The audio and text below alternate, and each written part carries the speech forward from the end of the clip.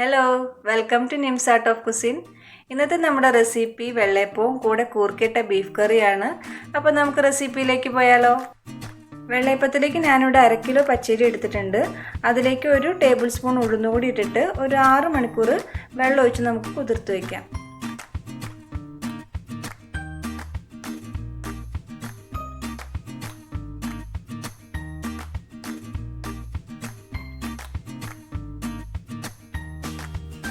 ഇനി ഈസ്റ്റ് കലക്കി വയ്ക്കാനായിട്ട് 1 ഗ്ലാസ് തേങ്ങ വെള്ളത്തിലേക്ക് 1 ടീസ്പൂൺ ഈസ്റ്റും 1 ടീസ്പൂൺ പഞ്ചസാരയും കൂടി ഇട്ടിട്ട് കലക്കി വയ്ക്കാം.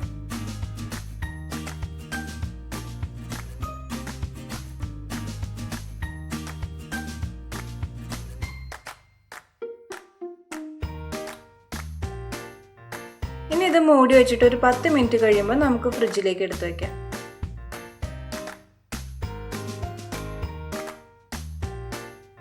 ആറ് മണിക്കൂർ കഴിഞ്ഞപ്പോൾ ഞാൻ അരിയെല്ലാം നന്നായി കഴുകി എടുത്തിട്ടുണ്ട്. ഇനി ഇത് 2 പ്രാവശ്യമായിട്ട് ബാക്കിയുള്ള ഇൻഗ്രീഡിയൻസും കൂടി ചേർത്തിട്ട് ഒന്ന് അരച്ചെടുക്കാം.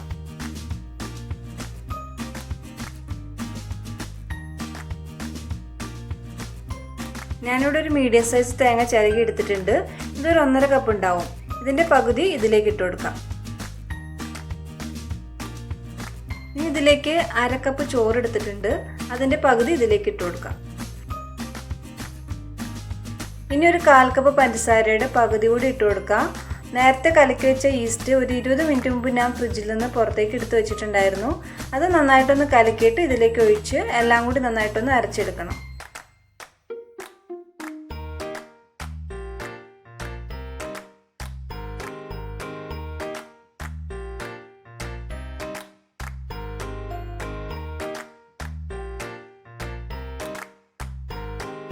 ഇതിപ്പോൾ ഇവിടെ നന്നായിട്ട് അരച്ചെടുത്തിട്ടുണ്ട്. ഇനി ഇത് വലിയൊരു പാത്രത്തിലേക്ക് മാറ്റിയിട്ട് ബാക്കിയുള്ളത് കൂടി ഇങ്ങനെ അരച്ചെടുക്കാം.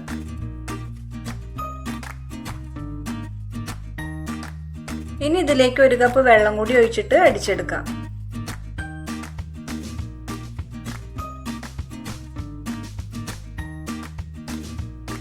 ഈ അരച്ചെടുത്തത് കൂടി ഇതിലേക്ക് ഒഴിച്ചിട്ട് കൈകൊണ്ട് തന്നെ നമുക്ക് നന്നായിട്ട് ഇതൊന്ന് കലക്കിയെടുക്കണം.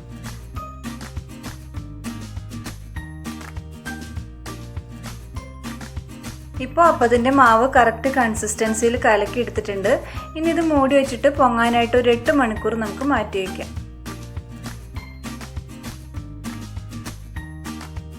ഇനി നമുക്കിതിലേക്കുള്ള കറി തയ്യാറാക്കാം.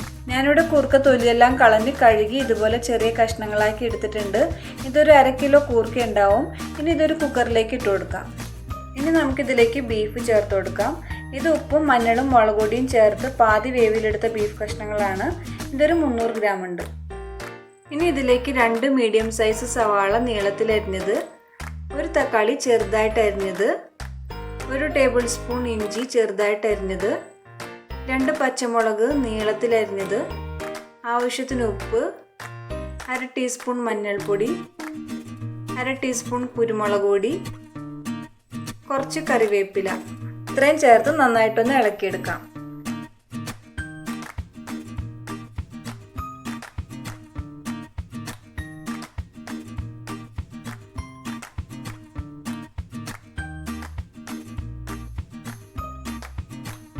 ഇനി ഇതിലേക്ക് 1 കപ്പ് വെള്ളം കൂടി ഒഴിച്ച് മൂടി വെച്ച് 2 വിസിൽ വരുന്നത് വരെ കുക്ക് ചെയ്യണം.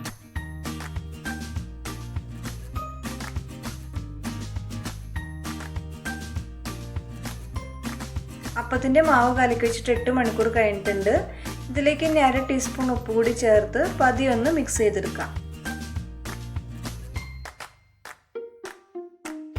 ഇനി ഇതിലേക്ക് 1/4 ഗ്ലാസ് തിളപ്പിച്ചാറിയ പാൽ കൂടി ചേർത്ത് ഒന്നുകൂടി ഒന്ന് ഇളക്കി അപ്പം ഉണ്ടാക്കിയെടുക്കാം.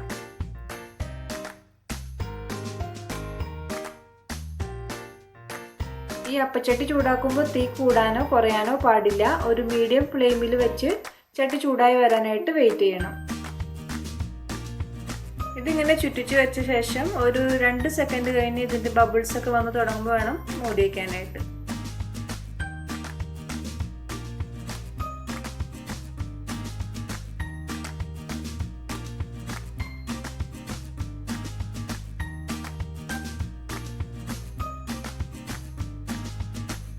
അങ്ങനെ അപ്പം ഇവിടെ റെഡി ആയിട്ടുണ്ട്. ഇനി നമുക്ക് കറിയുടെ ബാക്കി പണിയിലേക്ക് പോകാം.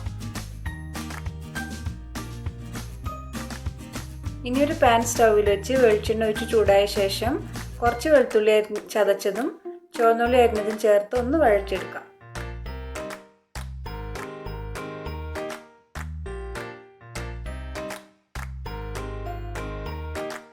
ഇപ്പോൾ ഉള്ളിയൊക്കെ ഒന്ന് വാടി വന്നിട്ടുണ്ട്. ഇനി ഇതിലേക്ക് കുറച്ച് കറിവേപ്പില കൂടി ചേർത്ത് ഇളക്കിയ ശേഷം 2 ടീസ്പൂൺ മല്ലിപ്പൊടി, 3 ടീസ്പൂൺ ഗരം മസാല, 2 ടീസ്പൂൺ മുളക് പൊടി ഇത്രയും ചേർത്ത് നല്ലപോലെ ഒന്ന് മൂപ്പിച്ചെടുക്കാം.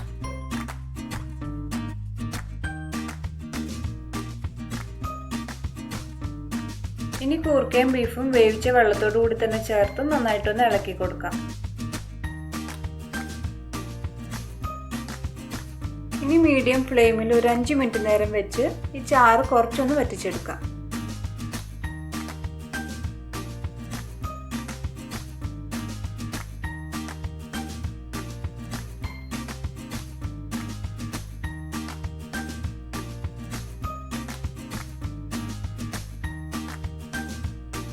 ഇപ്പം നമ്മുടെ കറി ഇവിടെ റെഡി ആയിട്ടുണ്ട്. ഇനി തീ ഓഫ് ചെയ്ത് 1 ടീസ്പൂൺ വെളിച്ചെണ്ണ കൂടി ഒഴിച്ച് ഒന്ന് ഇളക്കി കൊടുക്കാം.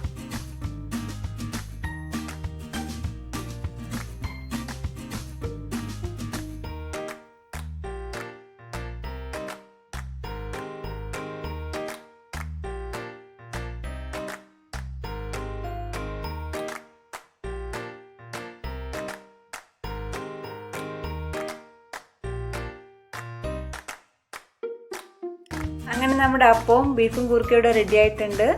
വീഡിയോ ഇഷ്ടമായ എല്ലാവരും ഒന്ന് ലൈക്കും സപ്പോർട്ടും ചെയ്യുക. അപ്പോൾ ഇനി പുതിയൊരു വീഡിയോ ആയിട്ട് നമുക്ക് വീണ്ടും കാണാം. ബൈ.